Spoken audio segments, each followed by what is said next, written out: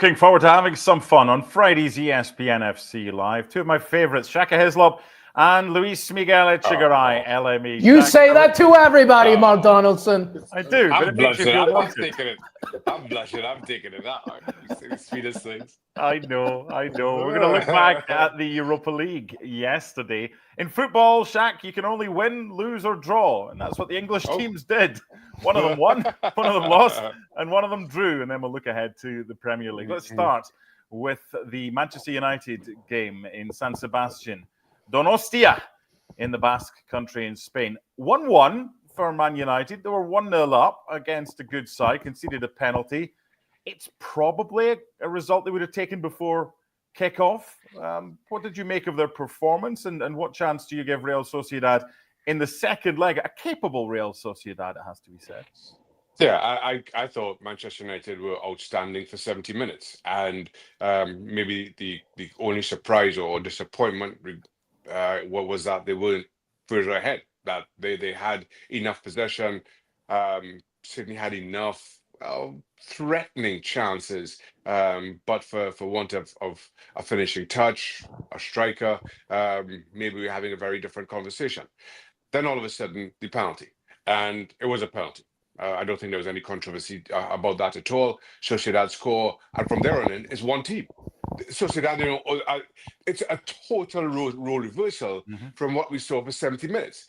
And how Sociedad come away not winning is beyond me. So when you're trying to sum up this game, I kind of think that your conclusions fall on who maybe you support here. Because for 70 minutes, it should have been Manchester United 3 or 4 and come away comfortable winners. So a draw feels like a little bit of a disappointment. But for the last 20 minutes, it was all Sociedad, and they should have scored. Onana made a couple of decent saves, had one very good chance very late on. So then they now come out of the game a little bit disappointed that they haven't won it. So where does that leave us for the return leg? It's at Old Trafford, which maybe doesn't kind of strike the chord that it once did, but you still feel that there's some value in playing at home. So I'm leaning Manchester United to go through. But make no mistake about it, if Manchester United choose to play the way they did in the closing 20 minutes, this could be all over for Sociedad in the first half.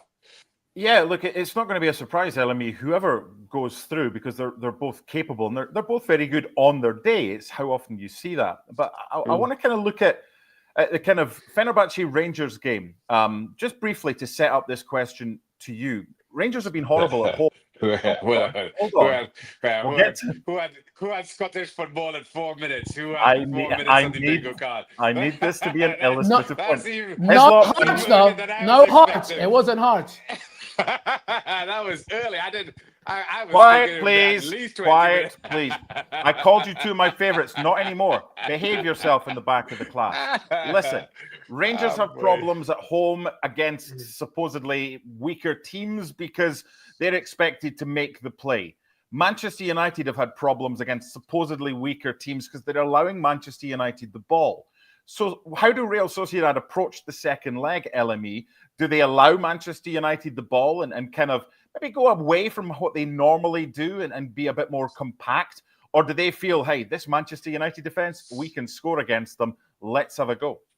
I think a little bit of both, because I think what's happening with Ruben Amorim's system is you clearly see the issues right now because of the personnel. But like Shaka said, Man United should have scored more. And because they don't have the effectiveness up front, or at least the creation, and I know we're going to talk about strikers and the like, but if you look at these stats from this match, right, you can see the 13 shots from Manchester United, only one on target. That tells you something.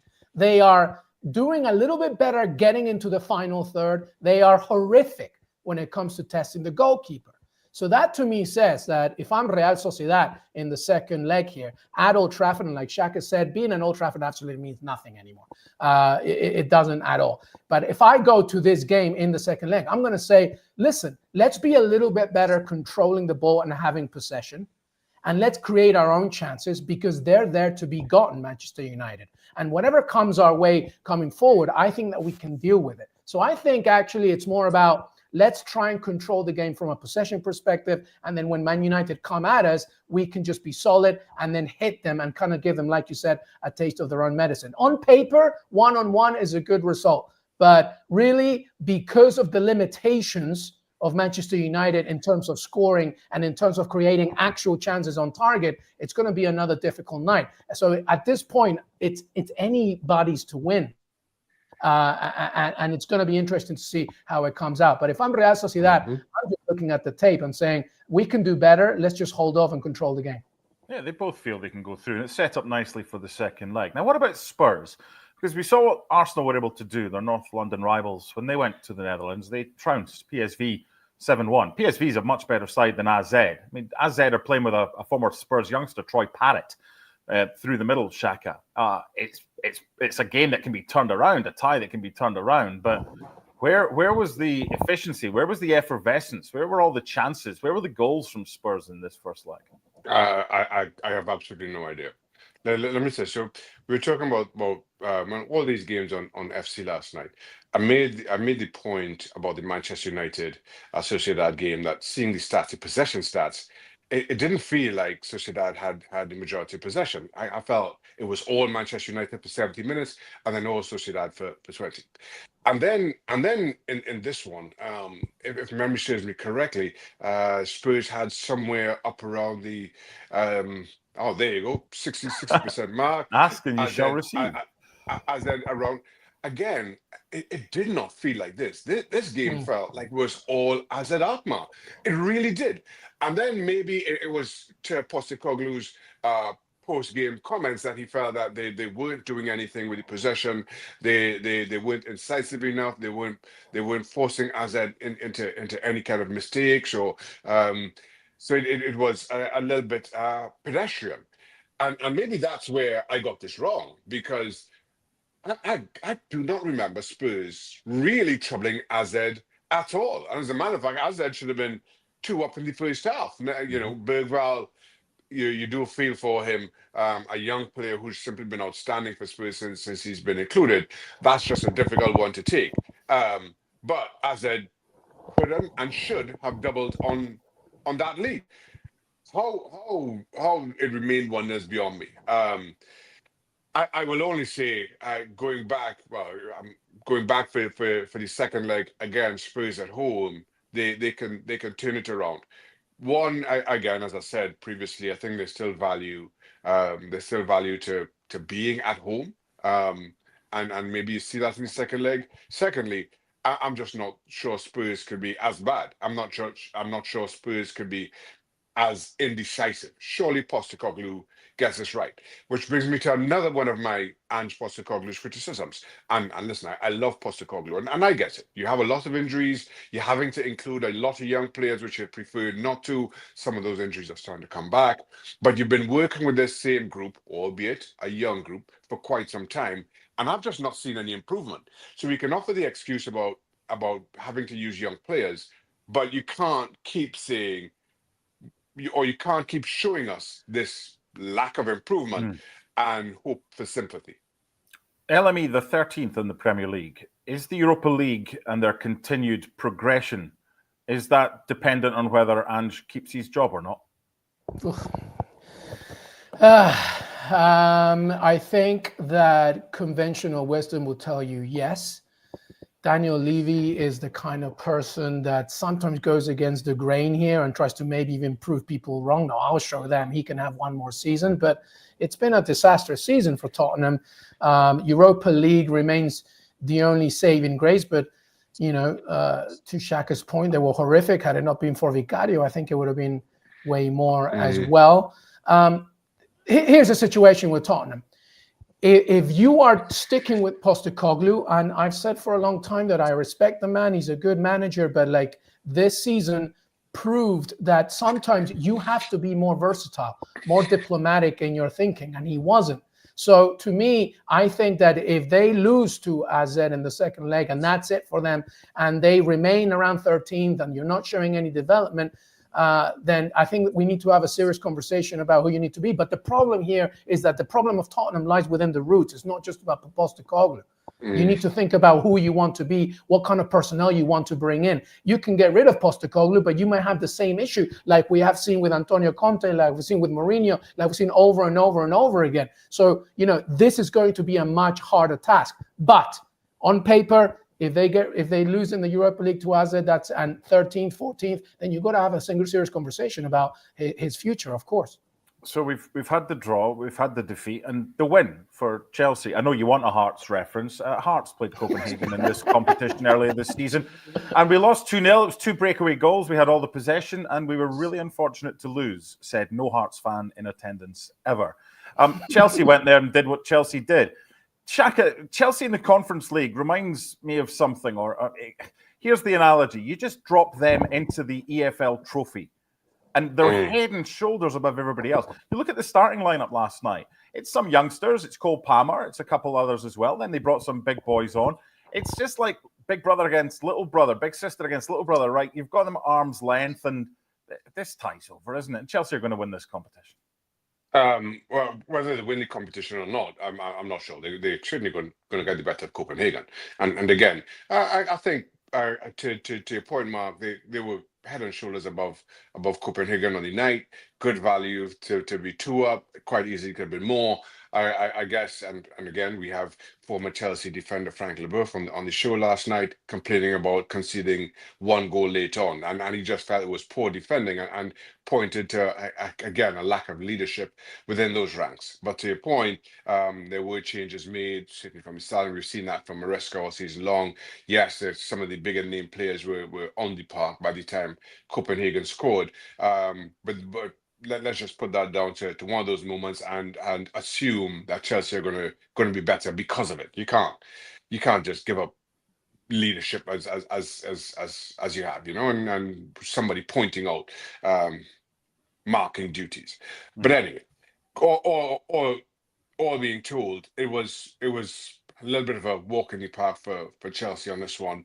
2-1 maybe a little bit doesn't really tell the fullest tale of how dominant Chelsea were. Yes, going back home, they go through. They were 2-0 up, and then there was a little bit gloss put on the scoreline from Copenhagen. So Chelsea... A Marcos Lopez assist, Mark Donaldson. I'm sorry, Peruvians don't get much celebration anytime, but it was a Marcos Lopez assist. So that's it. I just wanted to give a shout out to the one Peruvian, because we don't have many Peruvians. Shaka, if you want to do any Trini or Tobago nominations or mentions, just do it now. We can kind of call for a full house. No, I've got 23 minutes on my bingo card, so I'll aim for that. Okay, we'll keep you. Still got that date. Remember, I'll just shout Trinidad and Tobago in 23 minutes, no matter what we're talking about. Remember, we've got that date in April when you told us that Salah was going to sign a new deal. 27th of April. We're counting down to that. Just before we leave the European competition for this week and focus for the rest of the show on the Premier League in the upcoming games, including Manchester United against Arsenal. The last thing you need when your team is being outplayed and just being thumped at home by Rangers, who can't beat Queen's Park, Motherwell and St Mirren at Ibrox, is a question that lasts about 27 and a half minutes. We're going to speed this up. Jose Mourinho nearly fell asleep as a result of this question. Erhan Seven, TRT Spor. Hocam öncelikle geçmiş olsun. Biraz önce defansif kurgudan bahsettik.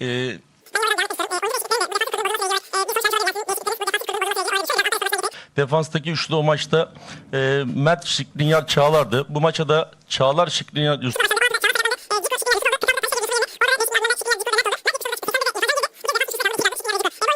defans hattındaki o kurgunun bozulmasına ve o gollerin ya da pozisyonların oluşmasına sebebiyet verdiğimi teşekkür ederim. So coach, you spoke about the mistakes made in the defensive line, but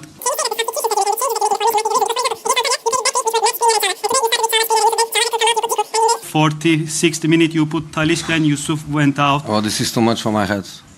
I'm tired, man. 90 minutes not to listen to all of this. I'm too tired for that.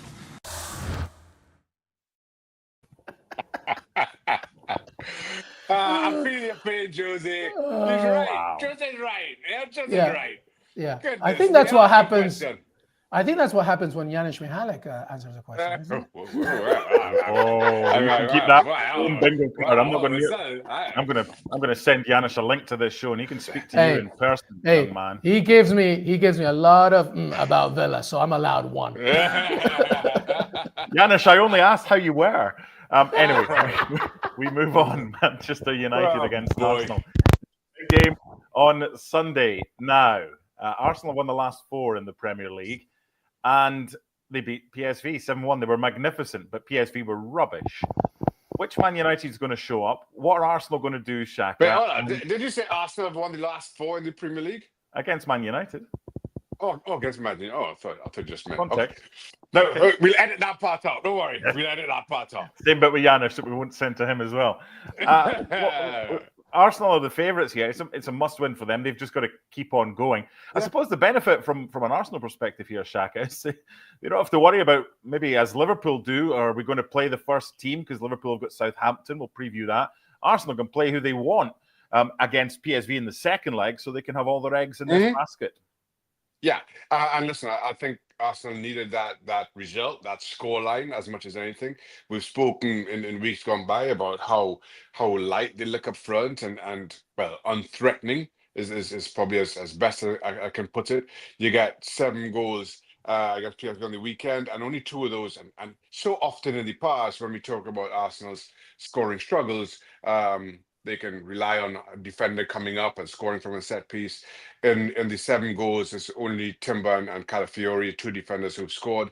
So there's a lot to take. There's a lot to take from that result for Arsenal going forward. Because you're right, I don't think Arsenal can afford to drop any points between now and the end of the season if they want to stand any chance of being Premier League champions. For what it's worth, I don't think they will be Premier League champions. I think that title is already Liverpool's. But if you're involved with Arsenal, if you're in that dressing room, you are going out to win every single game. Manchester United at Old Trafford, as we said before, doesn't have the kind of fear that it once did. I think Arsenal, and you understand why the bookies have them as favourites, go there and can get a result. But scoring 7, albeit against PSV, a PSV side who got the better of Juventus previously in the Champions League, have not been great in the Eredivisie themselves of late. So maybe that's not that great an indicator as to whether some of those attacking issues have been resolved. LME, Arsenal are Jekyll and Hyde. They score 5. They were brilliant against Manchester City. They score 7. They were excellent against PSV. But between those two, bookend those two, and you find 3 or 4 games where they haven't scored a single goal. So is it on Arsenal this Sunday? If can they play the way they want to play? And if they do, they'll probably win. Or how much of a say have Manchester United got in this one? Can they do something that Man City and PSV were unable to do, but 3 of the other 4 teams bookending those 2 were able to do? Yeah, and as you mentioned, Manchester United's recent record against Arsenal is good, and they knocked them out of the FA Cup. And I think that other way around in the league, Arsenal have won the last. Yeah. Sorry, but the record is good, and also here's the bigger point: Amorim's Manchester United, at least in the games against the big teams, they do show up. So there is a possibility of Manchester United giving them a game. But I think I go back to the very original part of your statement. This is down to Arsenal and what they do. If they're able to play their game, then I think they will win. I don't think that Mikel Arteta is going to look at the PSV game and say, we can do the same thing here because of the discussions that we've already had about the Dutch team. Xhaka mentioned, obviously, the struggles as well. This is a different type of situation. But I think that Arsenal have it within their own rights to do what they want, even with just Mikel Merino up front and, the injuries, etc. This is about Arsenal, regardless of what you're seeing, because as you have said, in other games, they have really shown up and done some things. They obviously didn't get a result against Nottingham Forest. We've seen the struggle so far, but I think this is a situation where Arsenal can come in and play their game and hopefully have the confidence, what they've just seen recently, and do something against Manchester United, even though I think United will play well. I think they'll be a thick one. This, by the way, is the kind of game that I wish Amad Diallo was healthy for, because they really need them. But I think Arsenal, if they take care of business, they should be able to get a victory here. Okay, you two, fingers on buzzers, okay? Now you've got to wait till the question is finished before you buzz in, and you're each allowed a choice, but you can't pick the same choice, and whoever picks first is the fastest finger on the buzzer. Okay, ready, set. Who would you rather have as your striker, not in your team, as your striker? Mikel Merino or Rasmus Højlund? Go. I mean, I'll buzz, but I want to answer it in a different way because I think nobody wants either of them. That's exactly what that seemed to me. Exactly. Here's the thing. I think it's an unfair. Just like, I don't care. Take them both, LME. Last pick on the playground. No, listen. The thing is, though, it's not about the individual, because if you swap them and put Mikel Merino in the Manchester United situation and you put Højlund in an Arsenal lineup, you might see different outcomes.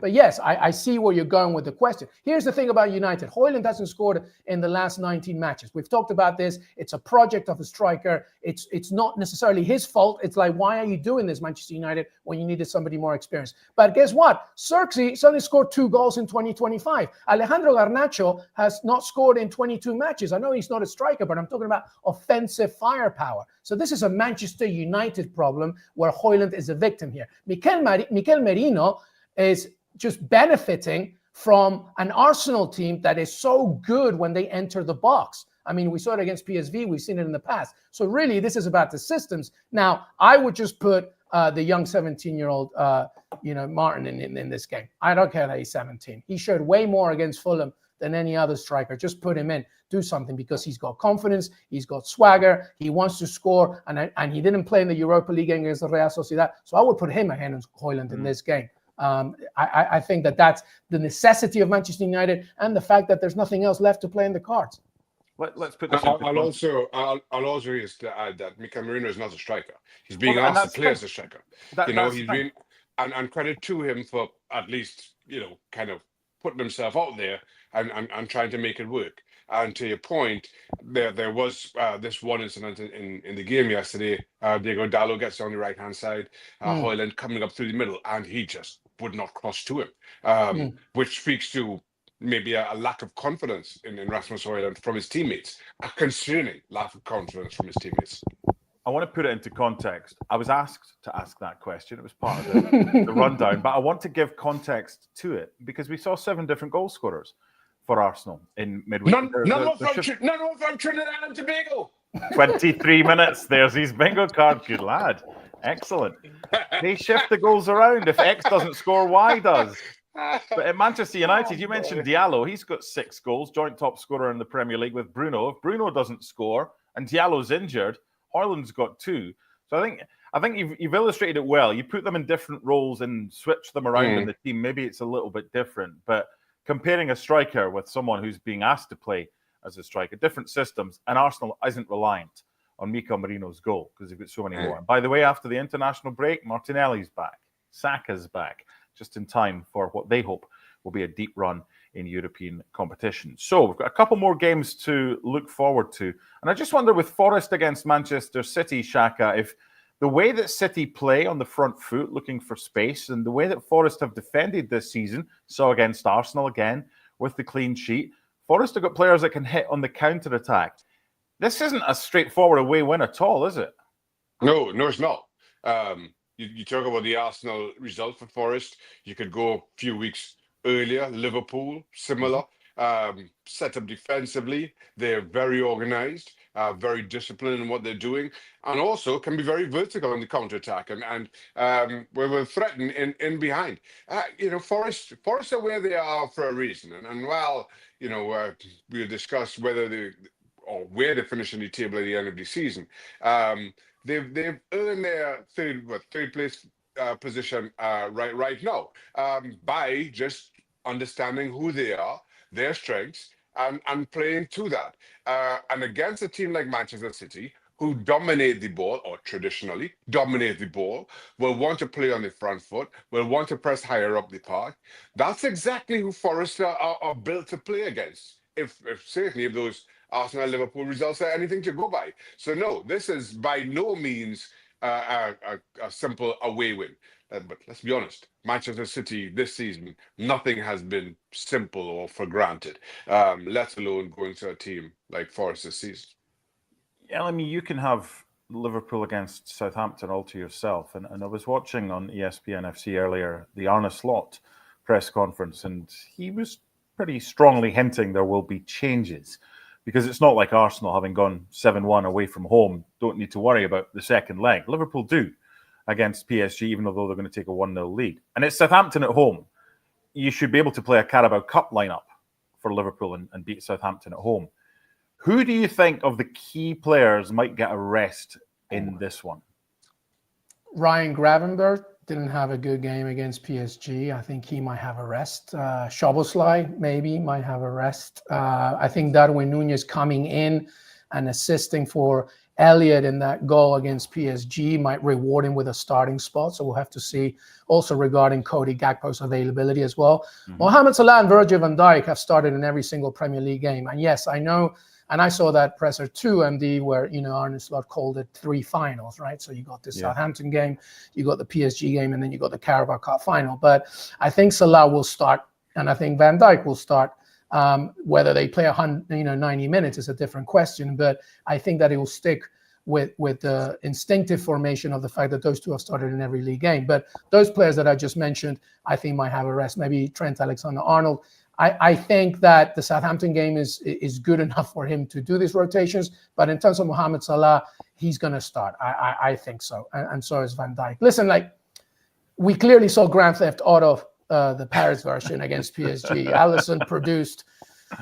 I mean, I know that Shaka can speak of this, obviously, but Alisson, in my opinion, produced one of the best ever performances I've ever seen in the modern day of the Champions League. He was magnificent.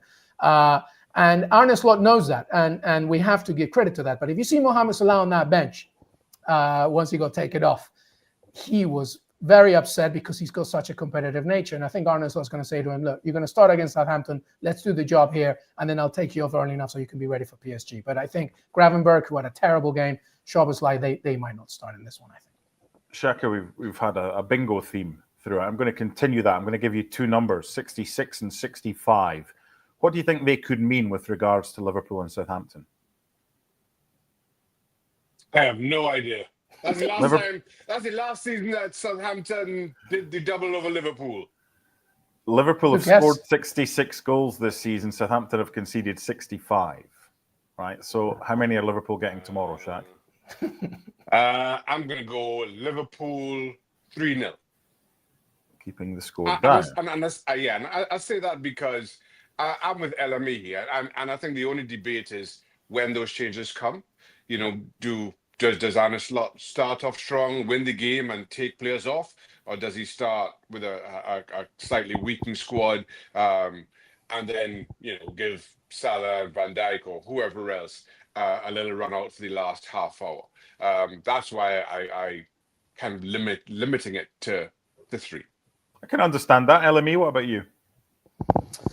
Yeah, I think it's probably going to be 4-0. I think they're going to be happy that they got away with one against PSG, but Arne Slot is the kind of manager that's just like, we've done that. We've got the Premier League to take care of. Let's do it. I like what Virgil van Dijk said a few days ago when he said, every single game at Anfield, let's make it hell for the opponent. So I think that it doesn't matter that it's Southampton. It doesn't matter if it was anybody else, they're going to go all out. So I think it's going to be 4-0. And hopefully, for the sake of Liverpool fans, Salah will just play 70 minutes or something, and they'll just keep going. Shane Long scored the 90th minute winner in the League Cup tie in January 2017, the last time Southampton won at Anfield. It's a heck of a lot longer since they did so in the Premier League. Whatever you're doing this weekend, enjoy your Premier League action. Meanwhile, in La Liga, some games to cover for you. Barcelona against Osasuna. First up, Saturday at 3 o'clock kickoff at the Stadium on the Hill, the Montjuic. Coverage begins half an hour before both that game and this one. I'll be on the call with Alex Pareja on Sunday morning for Getafe against Atleti. This 3-way title race at the top of La Liga, and the third member of the triumvirate who are chasing the title, Real Madrid, at home against regional city rivals Rayo Vallecano from Vallecas. Coverage begins on Sunday at 11 o'clock. Remember, an hour later from Sunday, we put our clocks forward. Europe doesn't for 3 more weeks. My thanks to Shaka and to LME. This week's ESPN FC Bingo concludes. Bye.